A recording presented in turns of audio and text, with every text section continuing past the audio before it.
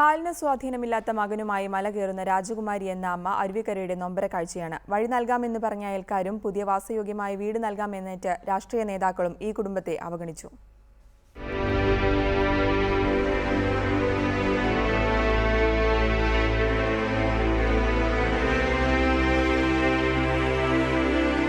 അരുവിക്കര തേവൻകോട്ടെ രാജകുമാരി എന്ന അമ്മയാണിത്.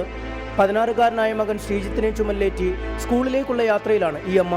60 കിലോഗ്രാമിലധികം ഭാരമുള്ള മകനെയും പേറി കുറേ ദൂരം പിന്നിടുമ്പോൾ അല്പം വിശ്രമം. 6 വർഷം മുമ്പാണ് ശ്രീജിത്തിന് അരയ്ക്ക് താഴേക്ക് തളർന്നുപോയത്. അന്നു മുതൽ തുടങ്ങിയതാണ് മകനെ ചുമലിലേറ്റിയുള്ള ഈ യാത്ര.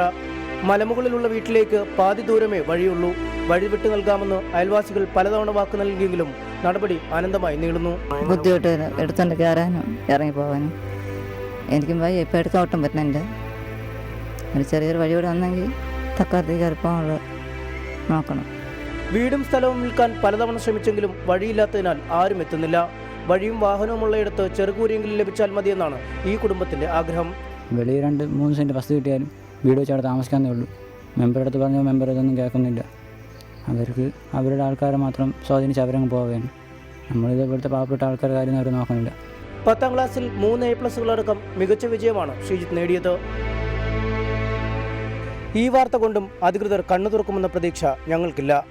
സുമനസ്സുകൾ സഹായിക്കുമെന്ന ശുഭാപ്തി വിശ്വാസത്തോടെ അരുവിക്കര തേവൻകോട് നിന്നും ക്യാമറമാൻ അഭിലാഷ് കേസിനൊപ്പം MS അനീഷ് കുമാർ, റിപ്പോർട്ടർ.